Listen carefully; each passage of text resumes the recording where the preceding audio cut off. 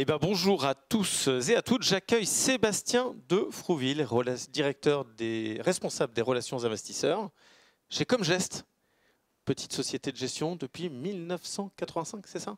Oui, bonjour Philippe. Bonjour Sébastien. C'est une grande année cette année, parce que c'est les 40 ans de Comgest. C'est les 40 ans et on a fêté ensemble un anniversaire l'année dernière, puisque Norcia a fêté ses 30 ans et toi tu as fêté les 30 ans du Fonds Renaissance, c'est ça? Exactement.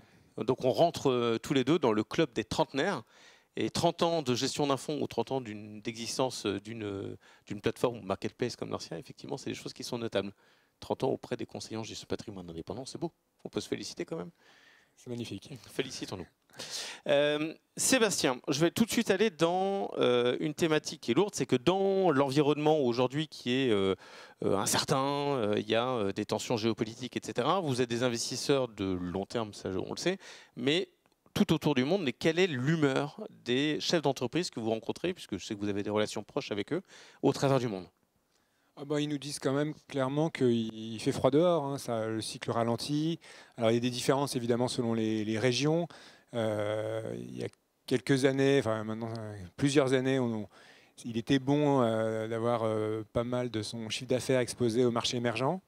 C'est nettement moins vrai aujourd'hui, et au contraire, c'est plutôt bien d'avoir pas mal de son chiffre d'affaires aujourd'hui exposé aux US. Donc les US, c'est là où ça ralentit quand même encore. Malgré la mise en place des droits de douane et des menaces de Trump là-dessus, les gens se disent il faut aller exporter ou vendre aux US? Alors c'est une question compliquée parce que le président Trump avait déjà essayé, lors de son premier mandat en 2016, de détricoter un peu cette mondialisation. Le mot anglais résume mieux d'ailleurs ce que c'est, cette globalisation. Et c'est assez compliqué. Nos sociétés, dans l'ensemble, ont un immense avantage, c'est qu'elles produisent là où elles vendent. Donc, normalement, ça doit mieux se passer pour ce qui est des droits de douane. C'est quand même le but de ces mesures, c'est ramener des emplois industriels localement. Mais à ce stade, ça n'a pas eu d'impact significatif. Ce qu'on sait et ce qu'on anticipe à long terme, c'est que si... déjà, c'est compliqué à détricoter. Si ça devait être avancer plus significativement que lors du précédent mandat, généralement, une déglobalisation, ça donne à moyen long terme moins de croissance et plus d'inflation. D'accord. Et donc, si on doit faire un tour du monde de l'humeur ou de l'optimisme des investisseurs, ça donne quoi? États-Unis plutôt très optimiste? Alors, optimiste, je n'irai pas jusque-là, mais c'est là où ça ralentit encore moins. L'Europe, ça ralentit. Et la Chine, c'est... toutes nos sociétés nous disent, qu'elles soient cotées là-bas ou cotées dans les marchés développés ayant des opérations là-bas, des activités là-bas, qu'ils n'ont pas vu le consommateur chinois déprimé à ce point depuis 20 ans. Donc tout ce qui fonctionne en Chine, c'est vraiment uniquement ce qui est lié aujourd'hui à l'électrification. Le reste, c'est très difficile. D'accord, donc oui, effectivement, c'est un tour du monde assez... On a vu que la Chine relançait d'ailleurs, voulait relancer l'économie par le déficit. C'est une première, non? Ou en tout cas, c'est quelque chose qui est quand même assez inhabituel chez eux. Donc ça montre bien qu'effectivement, la Chine est peut-être un peu plus au ralenti par rapport aux autres. On parle de déglobalisation ou démondialisation, suivant si on prend le terme anglo-saxon ou français. Est-ce que cette déglobalisation, vous la constatez, et est-ce que vous la constatez dans vos allocations d'actifs? Non, pour l'instant, ça reste quand même un monde très globalisé, hein. Si on mesure ça par les échanges commerciaux sur le PIB mondial, on est à 55%, on est au plus haut historique en fait, hein. Et donc en fait il y a le discours, mais les chiffres ne sont pas du tout en relation. En fait, la déglobalisation, elle a légèrement commencé, mais en 2008, en raison de la récession.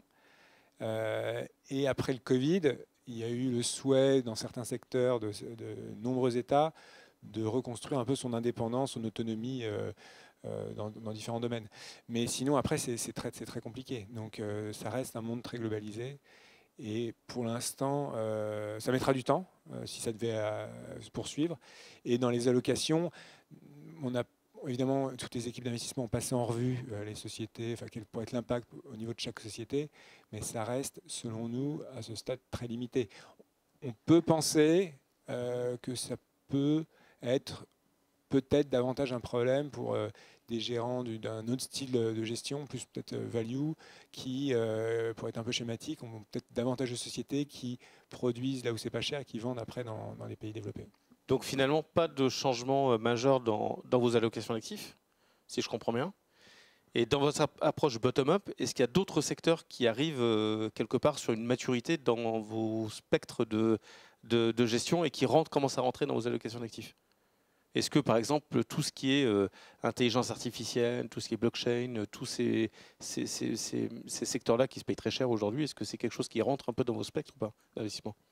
Alors oui, intelligence artificielle, c'est un peu comme le digital hier, c'est la suite, ça touche beaucoup de sociétés. Il y a beaucoup d'espoir là-dedans et on a des sociétés liées aux fabrications de puces ou des sociétés dans les logiciels qui bénéficient aussi, qui vont pouvoir bénéficier de l'intelligence artificielle en proposant des solutions encore plus efficaces. Donc à différents domaines, c'est difficile d'évaluer le pourcentage d'un portefeuille qui est vraiment exposé à l'intelligence artificielle parce que ça touche beaucoup de noms en portefeuille.